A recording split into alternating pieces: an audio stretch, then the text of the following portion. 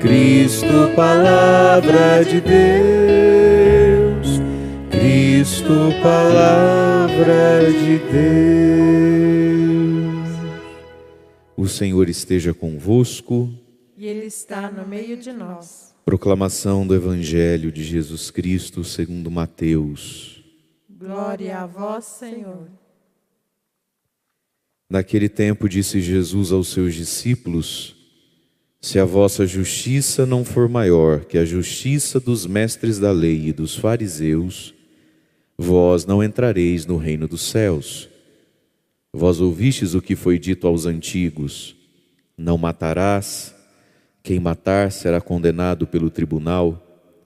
Eu, porém, vos digo: todo aquele que se encoleriza com o seu irmão será réu em juízo.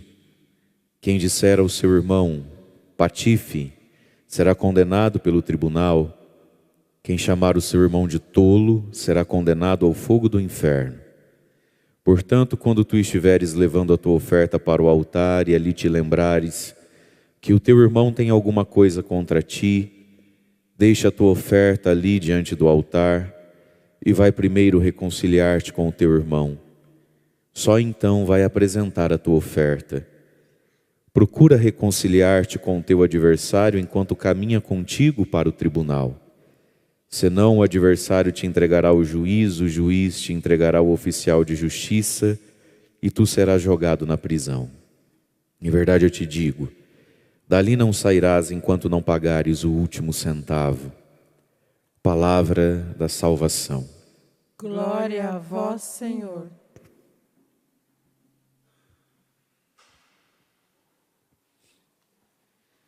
Irmãos e irmãs, a palavra de Deus hoje nos fala da conversão. E tanto hoje como amanhã, Jesus vai nos falar da vida cristã como algo que precisa ser superior ao senso comum, seja dos fariseus, seja, como vamos ouvir amanhã, também dos pecadores. A justiça maior. A justiça na Bíblia significa o cumprimento da vontade de Deus. O homem justo, a mulher justa, é aquele que vive segundo a perspectiva de Deus as coisas, né? E nós ouvimos aqui então a leitura, o Evangelho de hoje, Mateus capítulo 5, versículo 20.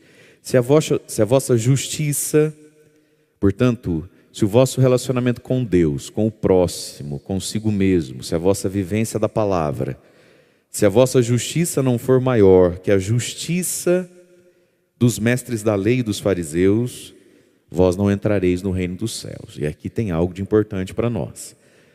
Jesus colocou para os seus discípulos um parâmetro, uma média, e dizendo: se não for maior que isso aqui, e o que Jesus colocou como parâmetro, a justiça dos mestres da lei e dos fariseus, era uma justiça já, digamos, elevada. Porque mestre da lei e fariseu, no nosso senso comum, a gente usa a palavra fariseu como pejorativa. Fulano é um fariseu. Acontece que fariseu e mestre da lei tiveram os seus problemas com Jesus, porque eles deveriam ter algumas compreensões a respeito do caráter de Deus, do amor de Deus, e eles não tinham.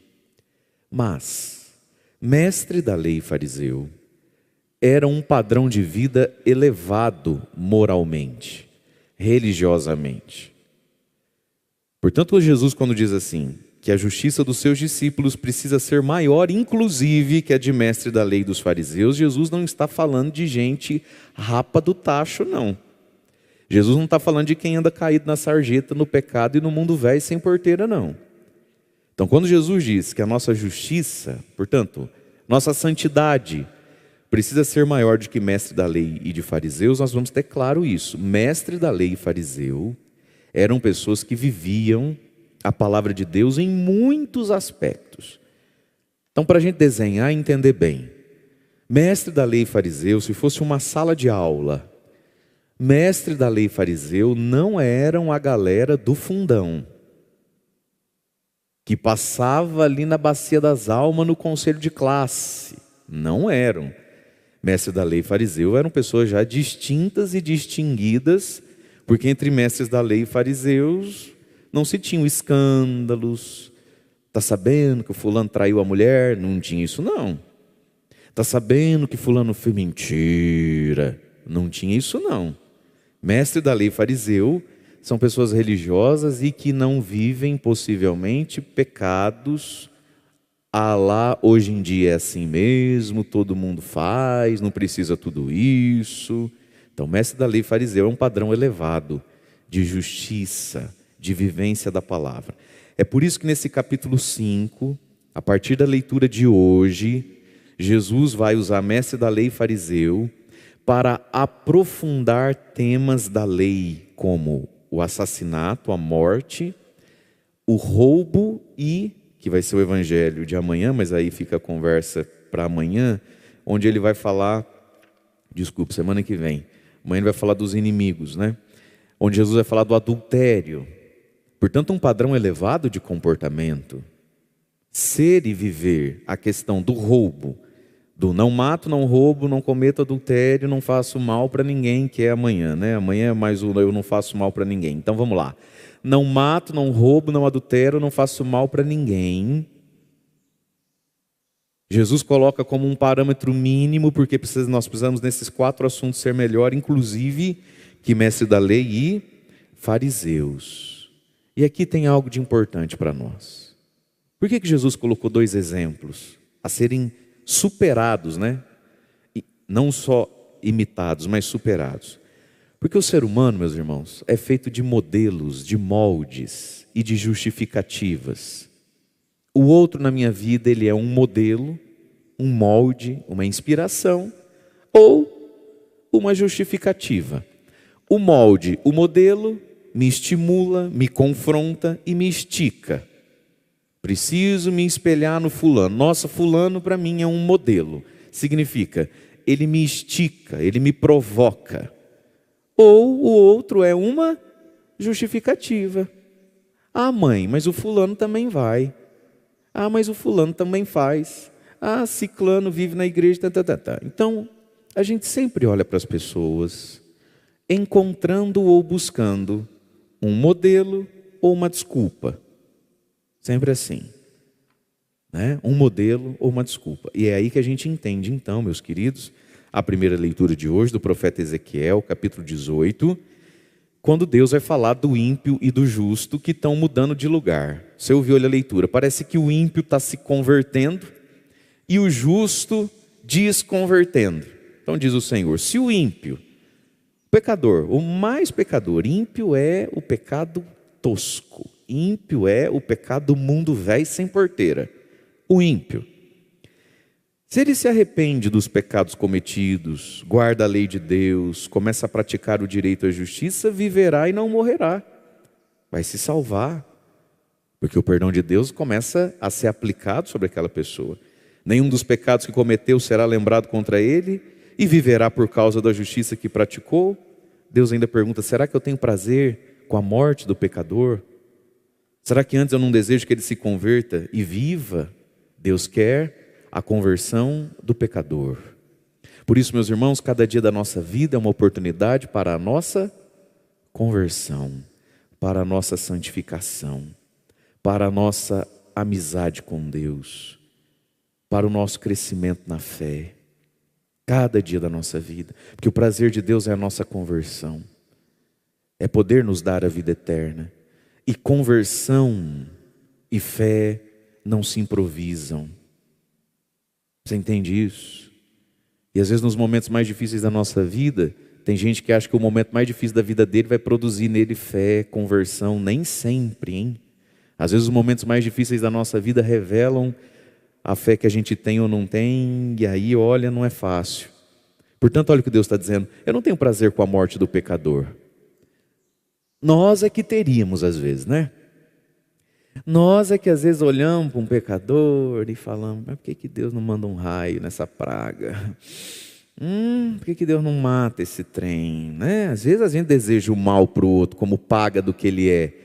Deus vive e dá a cada dia da minha vida, da sua vida, como uma oportunidade da conversão. Mas aí vem então, meus irmãos, mas se o justo, olha lá, estava justo, estava bonitinho, até que estava ali tirando uma notinha boa, sei lá, um 8, 8,5 na prova, até parecia um fariseuzinho, até parecia gente. Mas se o justo, e essa palavra precisa ser entendida, mas se o justo se desviar de sua justiça, praticar o mal. E por que será que o justo se desvia da justiça e vai praticar o mal? Só porque a carne é fraca? Ué, mas a carne do ímpio também era fraca.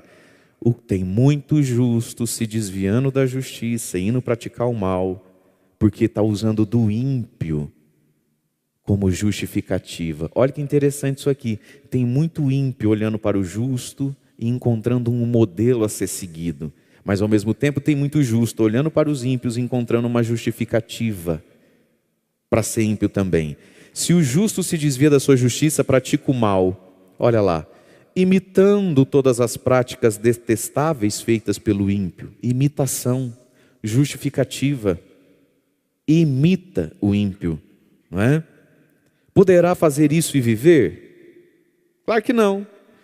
Vai morrer. A morte da alma, a morte da graça. Quando não, às vezes até a morte física.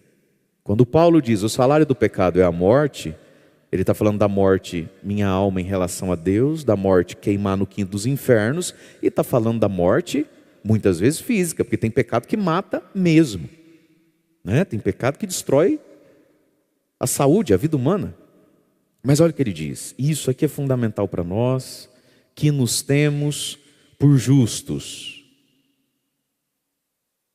Da justiça que ele praticou. Se o justo começa a imitar ímpio, se o justo começa a dizer, ah mãe, mas todo mundo faz, ah amor, mas hoje em dia não sei o quê.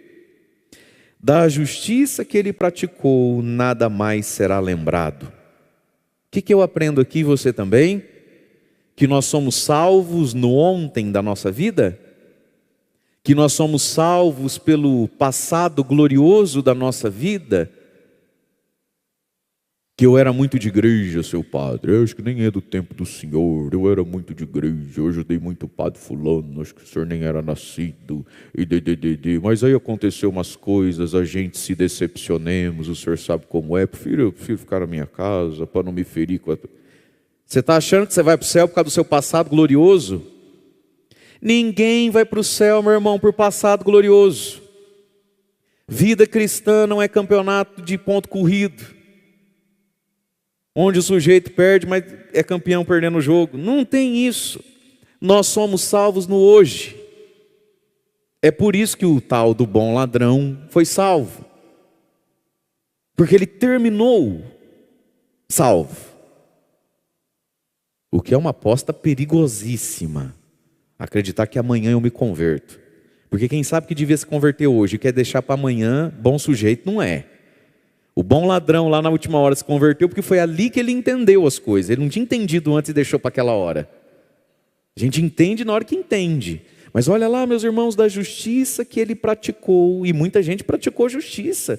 Foi fiel, foi dizimista, vinha na igreja, nunca traiu mulher, marido, era bom pai, era boa mãe, era bom amigo, era honesto.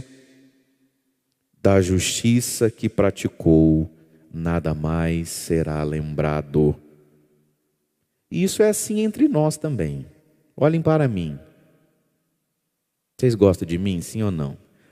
Por favor, alguns sejam verdadeiros e outros mintam um pouquinho. Vai, eu quero ouvir daqui. Vocês gostam de mim, sim ou não? Por causa dos meus belos cabelos arrepiadinhos? Não, por quê? Por causa da justiça que eu pratico. Certo? Pois muito bem. Hoje explode uma bomba no Piquiri. A bomba, Padre Mar, escolha a bomba e exploda você aí. Da justiça que eu pratiquei, você vai lembrar do quê? Nada. Nada. Essa é a tristeza do pecado, minha gente. Bom pai, bom marido, 20 anos bom pai, bom marido. Uns nem era bom pai, bom marido, mas vamos pensar que fosse. Até que, bom! Sobra o quê, minha filha? Sobra nada. Vice-versa aí também, que tem umas mulheres que não está fácil. Boa mãe, boa esposa, até que, bum! Da justiça que praticou, nada mais será lembrado. A gente é salvo no hoje. Nosso nome é salvo no hoje. Ninguém vive de passado glorioso não, minha gente. Olha o que diz a palavra. Então da justiça que praticou, nada mais será lembrado. Nós somos salvos no hoje. É no hoje que eu creio. É no hoje que eu estou com Deus ou não. Do que adianta eu ter vivido 30 anos minha vida tão certinho, tão bonito? Aí aconteceu alguma coisa, aí agora eu me justifico nessa coisa, mas aí eu faço umas contas biruta na cabeça, 30 anos servindo a Deus, 10 anos servindo o diabo, ainda está 20 de lucro? Não, não, não, não, não. Assim como um homem ou uma mulher casado, 20, 30 anos de fidelidade, aí eu posso descontar um dia na cama do amante e ainda deu 20. Não, não, não, não, não, não, não. Assim como diante da polícia, a vida toda, seu doutor, seu guarda, honesto, certinho, nunca peguei R$1 que é meu, então como hoje eu estou cometendo esse delito, desconta na minha vida honesta, eu estou livre? Não, não, não, não, não. E essa palavra é para nós, meus irmãos. Da justiça que praticou não vai sobrar nada se no hoje eu me permito ou bem acontece a impiedade. Por causa da infidelidade do pecado que cometeu, por causa disso morrerá. E ainda vem o chilique, né? Que a leitura vai dizer que o povo fala assim, mas vós, né, o povo, andai dizendo, a conduta do Senhor não é correta. Aí Deus diz, a minha conduta não é correta? Eu te coloquei nisso? Não, meu filho. Ei, psiu.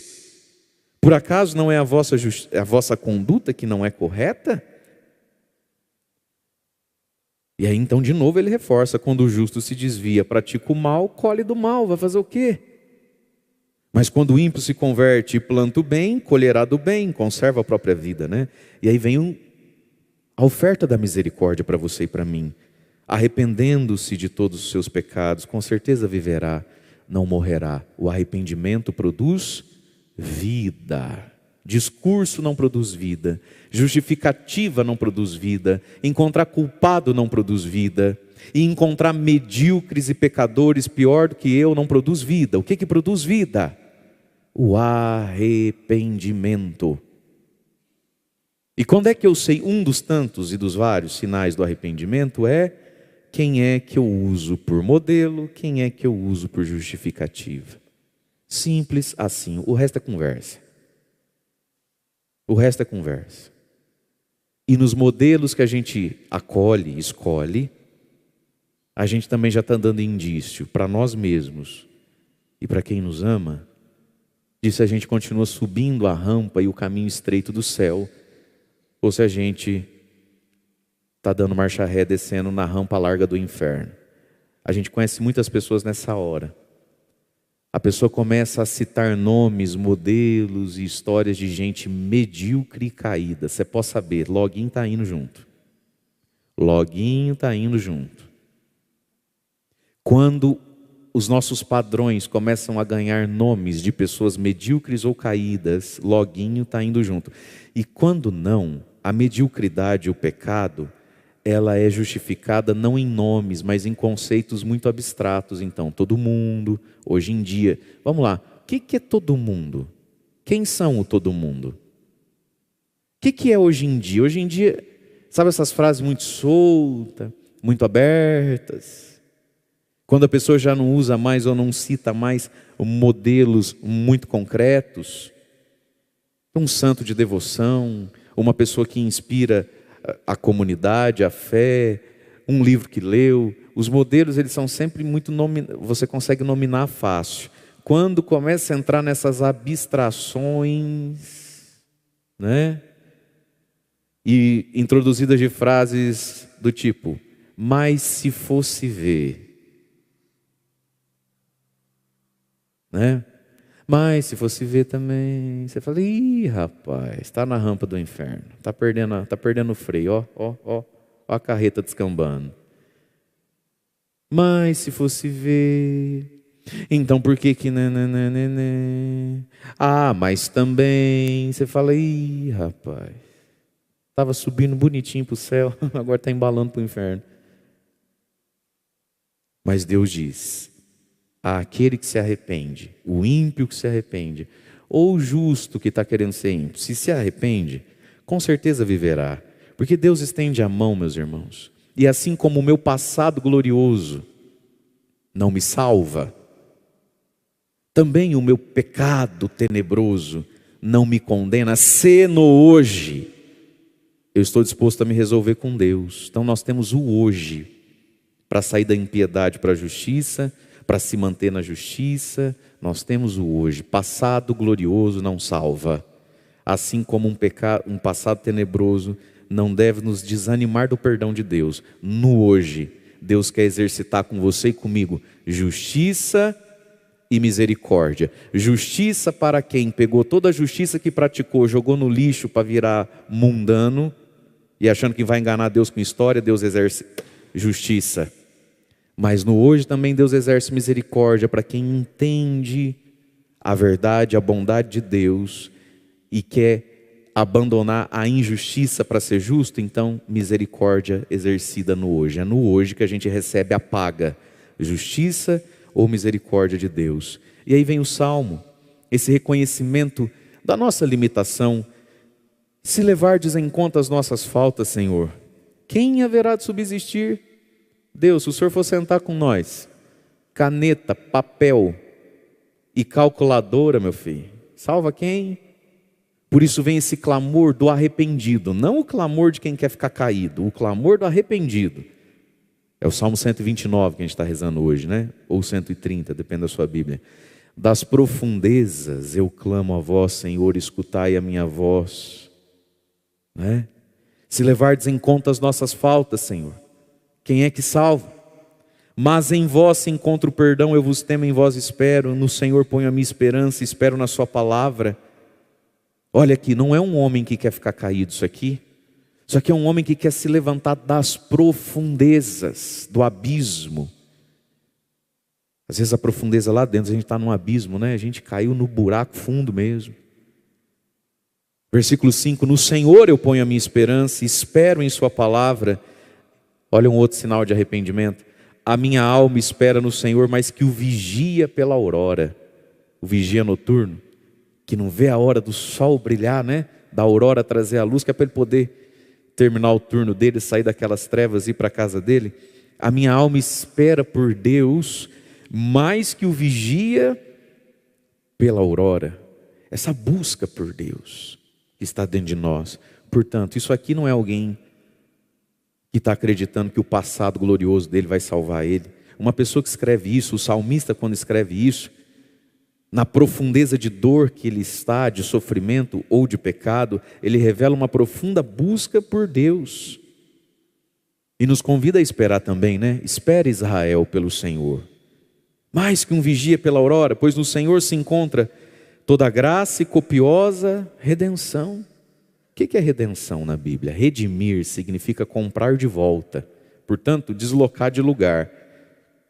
Esses textos estão escritos dentro de culturas que conheciam a escravidão. De um jeito muito comum, o escravo. Então, que é redentor, remissão, redimir, significa, traduzindo, comprar de volta. Redimido significa comprado de volta. Eu sou o vosso redentor, significa eu sou o vosso comprador de volta. Era aquele que comprava um escravo de volta, né? Você vendeu, vamos pensar, né? Que você vendeu um carro, uma propriedade, uma casa, uma moto, dali de uma semana, nem isso, você arrepende, não devia ter vendido, bicho. E agora? Comprar de volta, você vai redimir. Olha o que diz a palavra, espera no Senhor, mas que o vigia pela aurora, nele se encontra toda a graça e copiosa compra de volta. Portanto, meus irmãos, o arrependimento nos muda de dono e de lugar. Ele era escravo do fulano naquela casa, naquele lugar. Hoje ele é propriedade do Beltrano nessa casa, nesse lugar. Portanto, o arrependimento nos move. O arrependimento nos desloca na vida. Eu saio do ponto A, vou para o ponto B. Eu saio do pecado, me encaminho para a virtude. Não existe arrependimento sem movimento. Não existe experiência da redenção de Deus permanecendo no mesmo lugar, na mesma coisa. E aí a promessa, né? Ele vem libertar a Israel de toda a sua culpa. E aí voltemos então para o Evangelho. Nós estamos falando de padrões elevados de justiça. padrões elevados de justiça. Jesus não permitiu seus discípulos dizerem, talvez fossem dizer para ele: ah, Senhor, porque aqui o evangelho de hoje é logo depois do evangelho das bem-aventuranças. Exigente aquilo. Jesus já prevendo que os discípulos iam fazer igual nós. Mas precisa tudo isso, ninguém vive tudo isso assim. Jesus já emendou. Então, não me vem citar como modelo justificativa a galera do fundão. Não vem querer pagar de CDF, menino inteligente, com esse 7, 7,5 na mão, porque o Pedrinho, porque o Joãozinho, filho da vizinha ali, tirou 2 ou 3 na prova. Você não é todo mundo, não é assim lá na nossa casa? Então você não me vem com churumelas. Jesus já estica a corda lá em cima. Lei dos mestres da lei fariseus. E aí então um ponto para o evangelho de hoje. O não matar. Vós ouvistes o que foi dito, não matarás. Aí os discípulos, tudo serelepe, pimpão, animadinho, igual nós. Pô, nunca matei. Graças a Deus, eu não sou disso. Essa mão nunca pegou num instrumento de violência para fazer o mal para ninguém. Matar, nunca matei. Glória a Deus. E Jesus diz: muito bem, eu porém vos digo.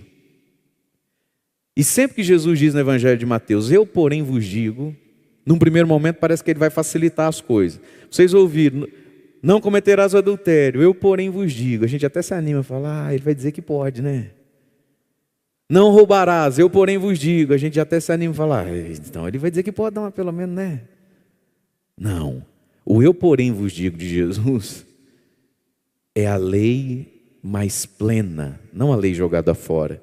Eu porém vos digo, todo aquele que se encoleriza, que alimenta o ódio, a ira, a mágoa contra o irmão, nessa tradução aqui está patife, mas tem outras que vai dizer tolo, ou até outras palavras, ou seja, todo aquele que com a boca execra o outro, né? Adesiva o outro, sentencia o outro com palavras de ódio, será condenado ao fogo do inferno. Por quê, meus irmãos? Porque nós somos discípulos de Cristo. Esse é o ponto. Então a quaresma também é esse momento da gente olhar para dentro do nosso coração e encontrar os nossos assassinatos e defuntos dentro de nós, né? Às vezes a gente carrega coisas e pessoas mortas aqui dentro de nós.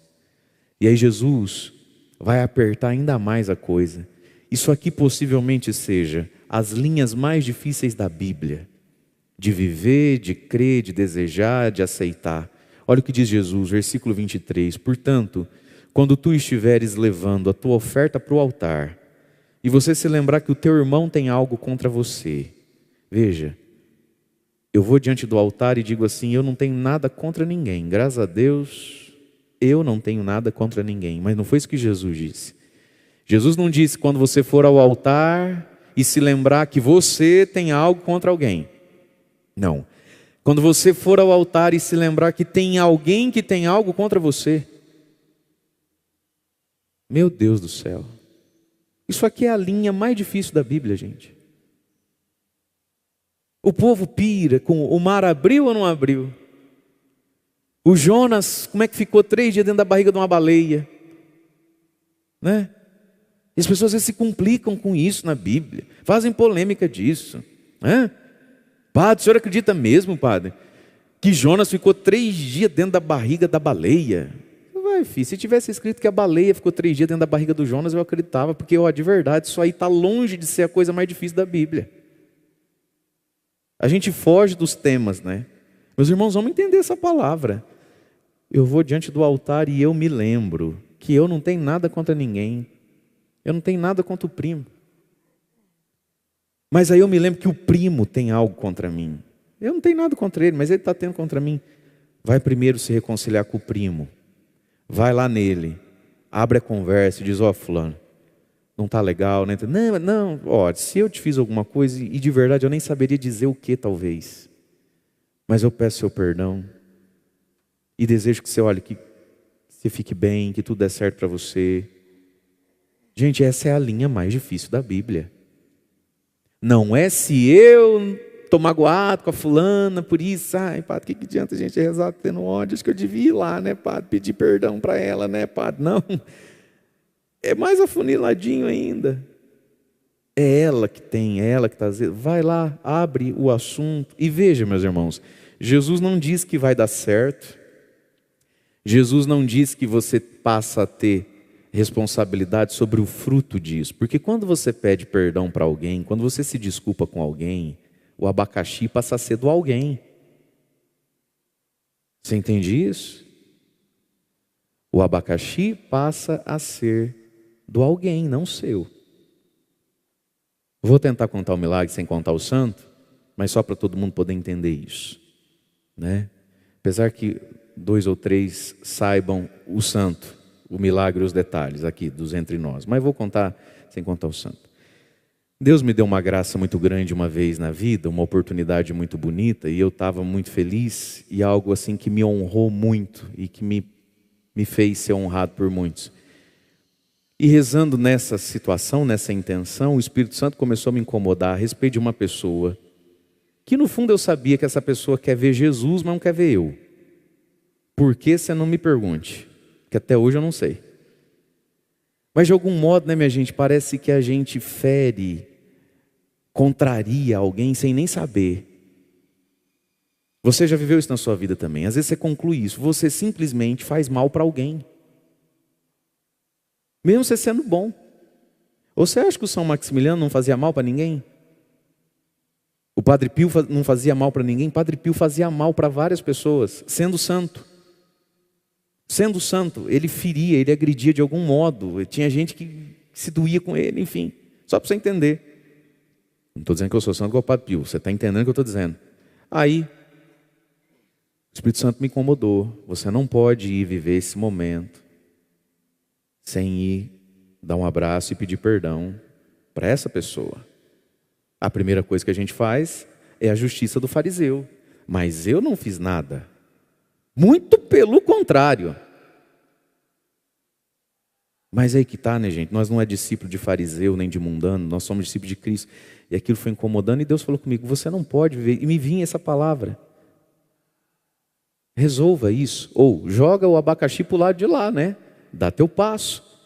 Dá teu passo. E antes de viver e colher do que Deus me deu, por pura graça, bondade e misericórdia, eu exercitei isso aqui, gente, como isso é libertador, de dizer para a pessoa, olha, eu sei que eu te firo, que eu te incomodo, confesso que eu gostaria de saber até o porquê para te ajudar, nos ajudar, mas hoje eu gostaria então de te pedir perdão, desculpa, se eu pudesse te dar um abraço, tal. Confesso que senti que abracei um poste, né? Porque tem gente que não sabe reagir a isso. Olha, minha gente, quantas vezes a gente foi procurado e aí a gente se sente no direito da vingança, né? Você vê o outro às vezes meio falando mais baixo, você vê o outro às vezes com aquela carinha de, né? Você fala, agora é minha vez então, filho do cão. A gente gosta de punir, né? Enfim. Mas veja, meus irmãos, quando você faz isso, a situação passa para a mão do outro. Eu te procurei, eu te estendi a mão, eu apertei a sua mão, te dei um abraço, eu abençoei a sua vida. Eu nomeei situações da sua vida onde eu quero que a coisa se resolva, dê certo e você possa prosperar com filhos, casamento e tudo mais. Você quer olhar para mim e falar só, que bom. Ou você quer aproveitar a ocasião e também me dizer, padre, tudo bem, me desculpe também, sucesso lá, seja feliz lá. Ou você só quer terminar com essa cara de que, ai trouxa, eu tinha errado, tudo bem, agora isso é com você, não é mais comigo. Mas veja, meus irmãos, isso aqui é a linha mais difícil do Evangelho, gente. E é aqui que a gente vai, ao longo da vida, se tornando cristão de verdade, né? Quando a gente tem essa capacidade. Deixa a tua oferta diante do altar e vai lá tentar se reconciliar com Ele. E aí Jesus dá uma palavra última que nos explica o que é o purgatório e por que nós precisamos dele. Olha o que Jesus vai dizer, presta atenção nisso aqui, tenta acompanhar o padre. Eu sei que esse horário para certos raciocínios não ajuda muito, mas é importante. Tem uma palavra aqui sobre o purgatório, mas sobre a vida também. Jesus diz então, procura se reconciliar com o teu adversário enquanto você caminha para o tribunal, certo? Antes de chegar lá. Porque senão, se você não está reconciliado, o juiz te entrega o oficial de justiça, você vai para a prisão e de lá você não sai enquanto não pagar o último centavo. tem uma imagenzinha aqui do purgatório. O que é o purgatório? A gente não se reconciliou com algumas pessoas, a gente não se reconciliou com Deus, e a gente chega na porta do juiz, devendo. Para a pena de morte, o inferno? Não, mas a gente precisa pagar os últimos centavos. Então, essa aqui é aqui que a gente entende as mortificações e as penitências, para purgar na vida. E é aqui que a gente encontra o valor do sofrimento.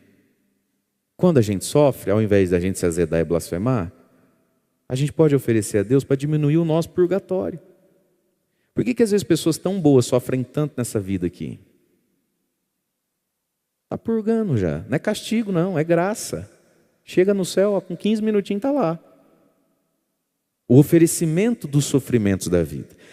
Mas, já que estamos falando de perdão e de reconciliação, minha gente, é ou não é verdade que enquanto a gente não se reconcilia, não consegue dar o perdão que tem que dar, ou pedir o perdão que precisa pedir, é verdade ou não é que a gente fica preso dentro daquela história, pagando centavo por centavo, e essa conta não acaba nunca? É ou não é? A pessoa passa 20, 30 anos da vida pagando centavo por centavo do perdão que não dá ou não pede a um pai, a um filho, a um ex. O problema da mágoa, da justiça, é isso. É uma dívida cara e a gente fica ali, ó, pagando moeda por moeda daquela dor e não sai daquilo nunca, até o dia em que perdoa. Quem já viveu situações muito pontuais de perdoar, experimentou isso. O que é aquele alívio? O que é aquela leveza? Ia ficar sem dormir, tomando antidepressivo até a última gota. Ia ficar tendo gastrite, úlcera, dor nas costas, nos nervos, até a última gota. Ia se sentir mal numa missa, numa adoração santíssima, aquela respiração que fica ofegante, aquele peito meio apertado até a última gota. E tem gente que está de moeda em moeda, pagando isso há quantos anos? Por isso Jesus hoje nos ensina o perdão. Mas que passa então por nós encontrarmos, irmãos e irmãs, um modelo mais elevado. Onde é que a gente encontra alguém que é capaz de perdoar assim? Onde é que a gente encontra alguém que é capaz de se dar assim? Onde é que a gente encontra alguém que perdoa dívidas tão grandes? Na cruz, no sacrário, na Virgem Maria, nos santos e santas de Deus. E em algumas várias, não muitas, mas várias pessoas que a gente conhece. Todos nós conhecemos pessoas boas. Todos nós conhecemos pessoas perdoadoras. Todos nós conhecemos um ou outro que resolveu se reconciliar, perdoar, abrir a porta da prisão, seguir em frente com a vida. Então também são modelos para nós. Aí a gente vê se a gente quer um modelo que nos estica, que nos provoca a virtude do amor, ou se a gente quer o todo mundo e hoje em dia que nos mantém presos na mágoa, no ressentimento, na vingança e nessas coisas todas. Portanto, queridos, peçamos hoje ao Senhor que Ele, nos concedendo o seu Espírito, a gente consiga viver uma justiça, uma santidade, um amor maior, inclusive de que fariseus e mestres da lei. E que hoje, a gente se reconcilie com Deus, que hoje a gente escolha perseverar com o Senhor, e que hoje, não importa qual seja a minha ou a sua profundeza de dor, de solidão ou de pecado, clamemos a Deus e coloquemos nele a nossa esperança. Louvado seja nosso Senhor Jesus Cristo, para sempre seja louvado. Vamos ficar em pé para rezarmos e colocarmos na mão de Deus a nossa oração hoje, nessa manhã. Das profundezas eu clamo a vós, Senhor, escutai a minha voz. Coloca a mão no seu coração e deixe Deus escutar a sua voz então. Das profundezas eu clamo a vós, Senhor. Vossos ouvidos estejam bem atentos ao clamor da minha prece. Rezemos, irmãos e irmãs, e elevemos ao Senhor as nossas necessidades materiais, espirituais. Elevemos a Deus o nosso clamor de quem se sente nas profundezas de alguma dor, solidão, nas profundezas de algum vício, pecado, nas profundezas de algum cansaço, nas profundezas de algum ressentimento, nas profundezas do vício, do erro, da vergonha. Escutai, Senhor, a minha voz. E nós hoje, Senhor, entendemos que apesar de ter vivido o bem até hoje, hoje eu preciso viver a santidade. Hoje nós rezamos, Senhor, como quem entende que apesar de ter pecado até hoje, eu posso receber a Tua misericórdia, a Tua justiça. Hoje, Senhor, nós queremos olhar para a nossa conduta e não para a vossa, porque o Senhor é santo e sábio, mas para a minha conduta, Senhor. Espírito Santo, protege-me na justiça, dai-me a graça de perseverar na justiça, Espírito de Deus. Espírito de Deus, dai-me a graça de sair da injustiça, para que hoje, Senhor, nós possamos experimentar da Tua misericórdia, dessa conversão. Espírito Santo de Deus, vem sobre nós, batiza-nos, para que a nossa justiça seja maior, para que a nossa santidade seja maior, para que os nossos padrões sejam mais elevados. Vem agora, Espírito Santo, no meu coração, que nunca matou, que nunca pegou numa arma, que nunca tirou a vida física de ninguém. Visita o meu coração e incomoda-me, Espírito Santo, em relação àqueles que eu xingo, amaldiçoo, odeio, como patife, como tolo, em relação a todos aqueles que hoje eu até mesmo posso estar desejando o mal, a queda, a derrota, o insucesso. Vem, Espírito Santo de Deus, visitar o meu coração, ferido e machucado com a injustiça de tantos. E quantas vezes, Senhor, de dentro para fora eu peco, eu mato. Quantos mortos dentro de mim. Vai trazendo aquele que ressuscita os mortos que estão dentro do seu coração. Talvez dentro do seu coração, o Senhor me mostra alguém dentro de você, tem um médico morto. É mais que Deus me dá um hospital, e como que médico, médica, enfermeira, uma mágoa profunda, é como se dentro de você, por alguma situação sua de família, tem um médico aí, tem um profissional de saúde dentro de você que está morto, está assassinado dentro de você, um ódio profundo, uma revolta profunda. Traz para o Espírito Santo de Deus agora essa situação, reconcilia isso com Deus e dentro de você, deixa Deus agir. Mostra-nos agora, Espírito Santo, diante desse altar, os irmãos que eu tenho algo contra, aqueles que têm contra mim, essa nossa dificuldade, Espírito Santo, de nos movermos. Move-te em mim, Espírito, move dentro de mim essa misericórdia, move dentro de mim essa bondade. Espírito Santo, quantos de nós hoje estamos na cadeia pagando centavo por centavo das palavras que dissemos, dos ódios que alimentamos? Espírito Santo de Deus, talvez eu hoje esteja deixando alguém preso na mágoa, no ódio, na revolta. Move-te em mim, Espírito Santo, na vida daqueles que estão escravizados dentro do ódio. Move-te em mim, move-te em mim,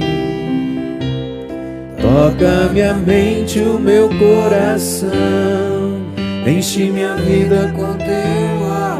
Move-te em mim, move-te em mim, Deus Espírito, move-te em mim. Ergue seus braços, ergue a sua voz. Move-te em mim, liberta-nos, Senhor, e nos move para a reconciliação da nossa vida. Levanta-nos, Senhor, do erro. Nos move, Senhor, da injustiça para a justiça, da impiedade para a santidade. Mais uma vez, você que se sente hoje escravizado, paralisado nessa vida, move-te em mim, move-te em mim, toca minha mente, o meu coração, enche minha vida com teu amor. Move-te em mim, Deus Espírito, move-te em mim. E ainda com seus braços levantados, nós vamos pedir a Deus a libertação da nossa história, da nossa vida. Mais do que o Senhor me dá é de uma pessoa com os pés acorrentados, aquelas bolas de ferro tão enormes. E apesar de estar vindo à igreja, você não se move há muito tempo nessa vida. Apresenta para o Espírito Santo agora aquilo que te paralisa você. A mágoa, a falta de perdão, o ódio, a depressão. E quantas depressões são frutos de estarmos escravizados numa pessoa, numa história. Mas se você talvez hoje não se move na vida de vergonha, de medo, pessoas que foram profundamente humilhadas, você que foi uma pessoa muito humilhada, hoje você tem medo até mesmo de se mover, a humilhação está pesando seus pés. Pessoas que têm esse peso nos pés, eu não consigo, eu não posso, eu não mereço. Pessoas, Senhor, coloca no meu coração, você é tão humilhada, você tem uma pessoa que tem sido tão ferida por palavras, que você começa a acreditar mesmo que você é incapaz de qualquer coisa. Pessoas que sofreram muitos preconceitos na vida, muitos preconceitos na vida, e você se move, mas se move com um peso, parece que você carrega um peso. O Espírito Santo vai quebrar isso aqui hoje, vai renunciando essas coisas, vai dizendo: Senhor, eu hoje renuncio a tudo que escraviza os meus pés e me impedem de me mover em direção ao teu altar, a graça, a alegria, a vida e a bênção. Espírito Santo, desamarra a minha vida hoje, em nome de Jesus. Senhor, eu desamarro de mim as minhas culpas, as minhas vergonhas. Eu desamarro de mim, Senhor, o perdão que eu não dou a mim mesmo, apesar de já ter confessado os meus pecados, essas bolas de ferro nos meus pés. Você que está aqui, um sentimento de morte, um sentimento de vontade de morrer mesmo. Pessoas esgotadas. Seria melhor morrer, seria melhor dormir e não acordar. Cada passo tem sido tão pesado. Clama ao Espírito Santo, porque Ele vem libertar. No Senhor eu ponho a minha esperança, diz a palavra. Vossos ouvidos estejam bem atentos ao nosso clamor. Você que está em casa, reza isso também. Move-te em mim, move-te em mim. Toca minha mente, o meu coração, a minha alma. Enche minha vida com teu amor. Move-te em mim, Deus Espírito, move-te em mim. Se o teu irmão tem algo contra ti, e Deus já está mostrando a nós situações onde a gente não se sente, porque de fato nem seja culpado, mas a gente sabe que às vezes tem alguém ferido conosco. Nos move, Senhor, nos move para que nós possamos tirar pessoas da prisão em que vivem também. Vós sois bom, nós queremos aprender da tua bondade, Senhor. Rezemos, irmãos e irmãs, ao Espírito Santo também, a todos aqueles que nos pedem oração, a todos aqueles que necessitam da graça de Deus. Peçamos o Espírito Santo a tantos que estão escravizados na mágoa, no ódio, no ressentimento, pessoas que estão se adoentando. Sejamos intercessores nesse momento.